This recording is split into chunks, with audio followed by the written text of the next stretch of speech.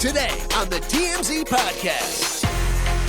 Welcome to the TMZ Podcast. Derek and Eric here. How are you doing? Not well. This is a very sad story to start the morning with. A Florida reporter named Dylan Lyons was killed last night covering a story about a murder. By the murderer of that he was there investigating. Yeah, it's just jaw-dropping. So a man named, a 19-year-old named Melvin Moses was accused of shooting a 20-year-old woman in Pine Hills, which is near Orlando, around 11 a.m. So, early in the morning or in the morning. He went to cover it. Dylan Lyons then took his news van and went to cover the shooting, as local news reporters often do. Of course. The man allegedly returned back, Moses returned to the scene and killed him in cold blood. He was in an unmarked news vehicle with the photographer, and this guy shot both of them, killed Dylan, and the reporter or the photographer is still in critical condition, and then walked into a random house and shot a woman and her 9-year-old daughter, killed the daughter. The woman didn't die, as far as we know as of now. The police have caught him.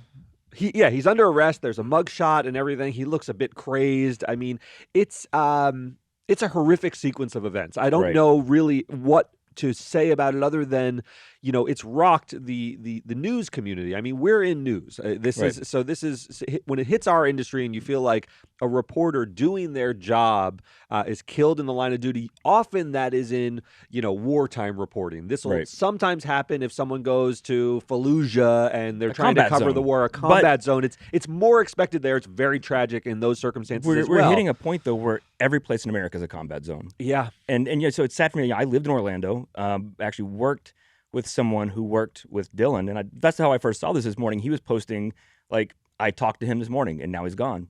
And obviously it's devastating. This is Spectrum News in Orlando. One of the other reporters was trying to cover the shooting, and while she was live on air, finds out that he's died. And this is what she had to say. I apologize. This is really difficult to cover. It is very emotional here at ORMC. This is every reporter's absolutely worst nightmare. We go home at night afraid that something like this will occur. And that is what happened here. So again, we are at Orlando Regional Medical Center, where we have learned that one of our own, a fellow reporter, has died while out covering a shooting. It's very, very emotional. She's outside the hospital, and if you watch this, she's just trying to compose herself. Right. She's doing a live shot, which is something that is commonly done when you're covering a story.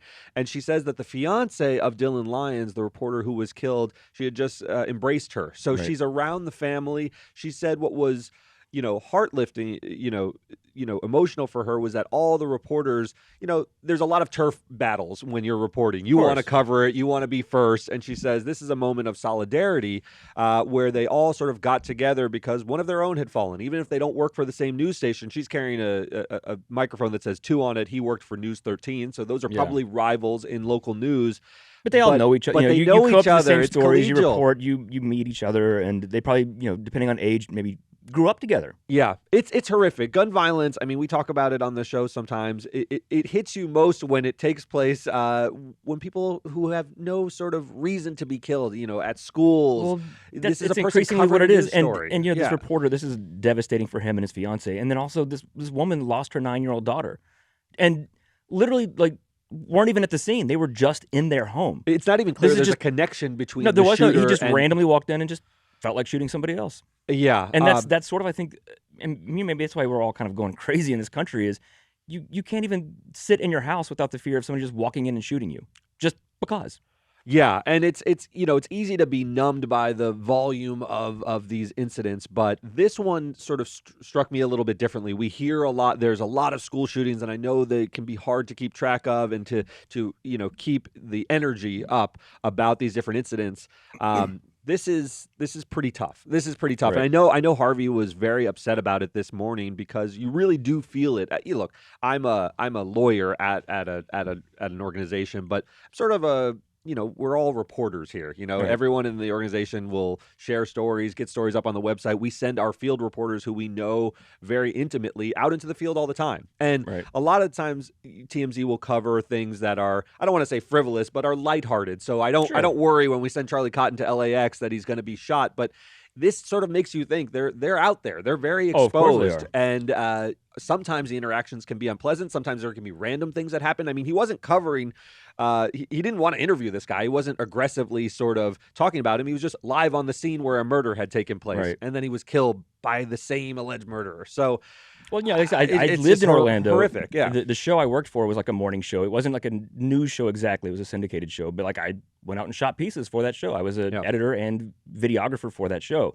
We wouldn't have covered, a murder like this. That wasn't the kind of show we were. But still, it just makes you think like, you're just going out and doing your job. Yeah. I want to ask you, do you think this will result in any changes in the way that we cover news? The thing that seems senseless is you can cover an alleged murder without sort of being on scene right next to the house where it happened, but you don't want it to change things. You don't want these sort of anomalous incidents to change the way we cover stories and the free press operates, yet you also don't want people killed. So I don't know how I don't this know that it would. No, has but do you remember effects. a few years ago, and this actually also was oddly close to home for me. I worked in local news in West Virginia, and there was a rival station, another station in Virginia, because I lived on the border. Do you remember this like 5-6 years ago? The reporter and the cameraman on the morning show were doing just a fluff piece for the morning show, interviewing a woman, I forget where it was, and a guy walked up and just shot and killed both of them. Yes. Live on air. Like you saw this video. It was horrific. Yes, he live streamed it on Facebook. Yeah, but yes. they were also broadcasting live. And nothing changed because what can change? Yeah. These are horrific anomalies, and they are anomalies. I mean, to kill someone in cold blood for no reason, that's Right. out of the ordinary. This kid, he's a kid. He's 24 years old. Dylan Lyons didn't have any connection to this story other than that he was a reporter covering it. So, and the sad thing is, too, the person who did the shooting is 19. Yeah. Is also a kid in that sense. His life is over as well. Just how do you get to that point? Yeah. At 19. And not even, the woman he killed was, allegedly an argument or something. Clearly he knew that woman. Yeah. Then to just come back and randomly just start killing people. I don't want to get too Why? deep into these things, but the 19-year-old brain is not a very mature brain. No, Let's I put know. it that way. And And I'm to not- have deadly weapons combined with impulses of 19-year-olds, it's horrific sometimes. That's all there is and I'm to it. not saying that as any defense of him, but you just wonder how. Yeah. Why? What got into and this I guess place? that's the thing for most of us. We'll never understand that. Yeah. All right, let's move on to a different lawsuit that is a little lighter, at least, although not that light. Well, this also there's a involves death some involved in death. this. It's very sad. But the headline is Dave Matthews is suing Kiss. That's right. Not that Dave Matthews. No, hairstylist Dave Matthews. Tell us about David Matthews, the longtime 30-year hairstylist for Kiss.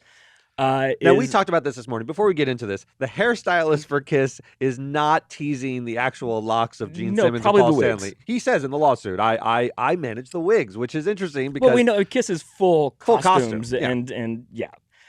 So he teases out the wigs and makes sure they're ready so they have the big voluminous hair That's in their right. 60s. What are they, in their 60s maybe? 70s? Maybe 70 at this point.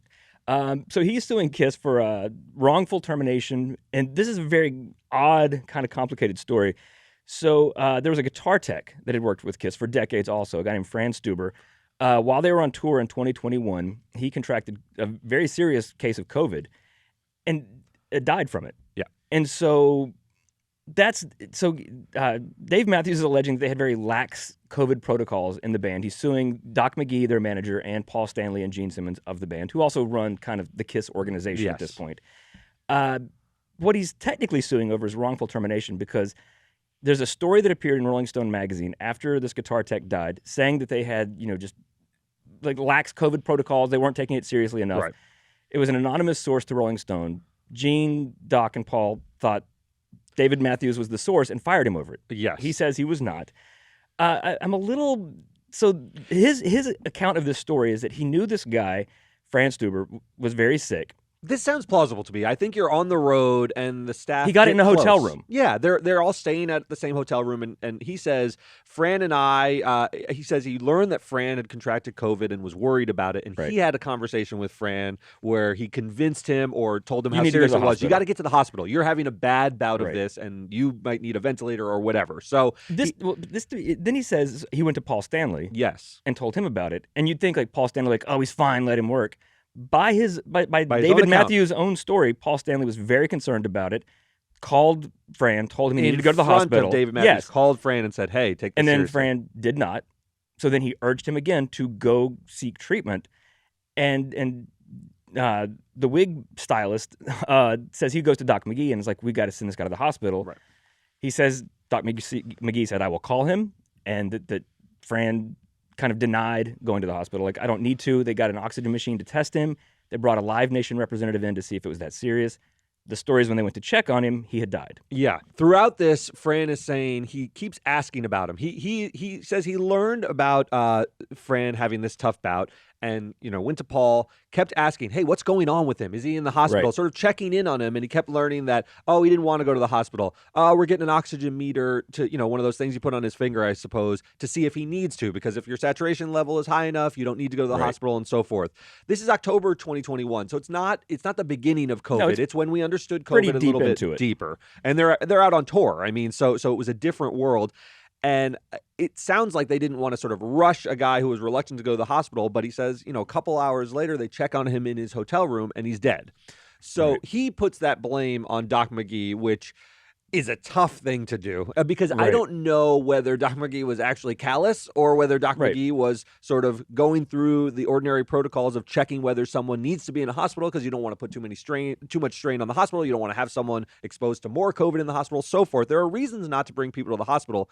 And to be fair to, Doc McGee, Paul Stanley, and Gene Simmons, you have to understand that this is this one man's account, and we don't know exactly what happened except that his impression of it. I'm saying even by his account, it doesn't look like they did anything that wrong. And to say that the band had lax COVID protocols, by the account, this guitar tech caught COVID in a hotel they were staying in. Right. That would be the hotel's problem. Or, it's not like they had him working on stage with people without a mask or anything like that. He got it in a hotel on the road. Other parts of the lawsuit said he would style Gene Simmons and would be exposed while Gene had a runny nose and so forth. So he's trying to paint a picture of Kiss not caring about COVID enough and it exposing people. Now, I guess I would also assume, because Gene Simmons is very much about self-preservation. Yeah. I would imagine Gene and Paul were tested every single day. Oh, absolutely. Like I'm just speculating on that point, but Gene Simmons is not. Even if you think he didn't care about the guitar tech or the stylist, he cares about himself. Yes. He's not going to want to be around somebody unless he knows they're all negative. But to be fair to Dave Matthews, because I don't know the truth here, Gene Simmons and Paul Stanley are also ardent capitalists. And if they're on tour, they want to perform and make money. That's the way they sort of line their pockets. So I don't know. You're right. And that it doesn't seem horrendous, but there could be a sort of a willingness to look past certain things so that you can actually perform. But by this guy's account, Paul Stanley immediately said, when I had COVID, I was very afraid. This is nothing to mess around with, and called the guy and told him to go to the hospital. Yes. That doesn't sound somebody who's like, you better keep working until you die. It doesn't. It's a strange lawsuit. Now, it seems like... And he's not even suing over the COVID thing. Right. What he's really upset about is this Rolling Stone article came out, and then he's confronted, and they said, we think you're the leaker because you were the one who... Probably because he was the one who came and said, hey, Fran's sick, let's get him to the hospital. And there are probably certain details in the article that maybe only this guy would have known. Right. Now, he vehemently denies it, and he's like, but it obviously sunk in their head. They thought it was disloyal, and they terminate him after 30 years of styling the wigs. So he's very upset. Wrongful termination suits are one-sided. We will hear from Paul and Gene unless they settle it before they file an answer, which is possible to just make it go away.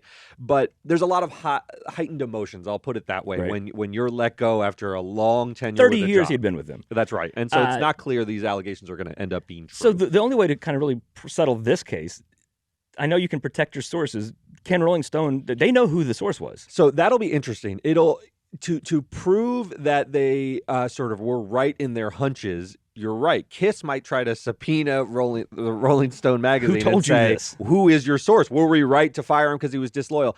I doubt it will get to that because Rolling Stone is fully protected in their ability to not disclose their sources. That's the way journalism works. It's very, very difficult to get a news organization to reveal their sources for this type of dispute. But they might try. And they might try, and the judge might say, we need to know whether they were unfairly terminating him or if he's under an NDA with them and talk to the Rolling Stone, it's a legitimate termination. So and there are reasons to ask. Might in this case because Rolling Stone isn't a traditional news organization. Usually, they go on the road and do pieces with these artists, or like it's not like sources say. That's it's like the movie Almost Famous. Yeah, that's not exactly what Rolling Stone is. So it's not like they have all these anonymous sources giving them stories they need to protect. Usually, they're dealing with the artists and their management directly. Sure, and also they might want to protect that source, but not that Kiss is on the cover of Rolling Stone or anything. I don't think Rolling Stone and Kiss are pals at all. Yeah, but do they want to alienate Paul and Gene?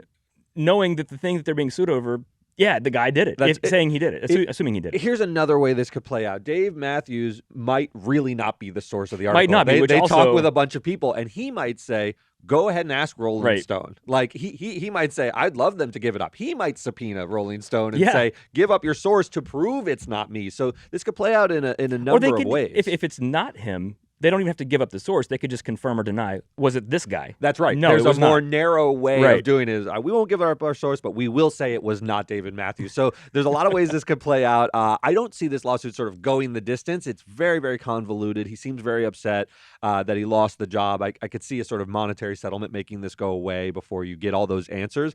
But it is interesting. It is interesting because COVID protocols really mattered. It's sort of a window back in time. We're now sort of out of COVID. Those protocols seem sort of quaint to read about, but I think you're going to see a lot of these lawsuits where there were deaths and people said, you weren't taking COVID serious enough. You brought us back to the office too quickly. You exposed us and things like that. So this could be the tip of the iceberg, but it's interesting to see it with Kiss. That'll do it for us today. We'll see you guys tomorrow.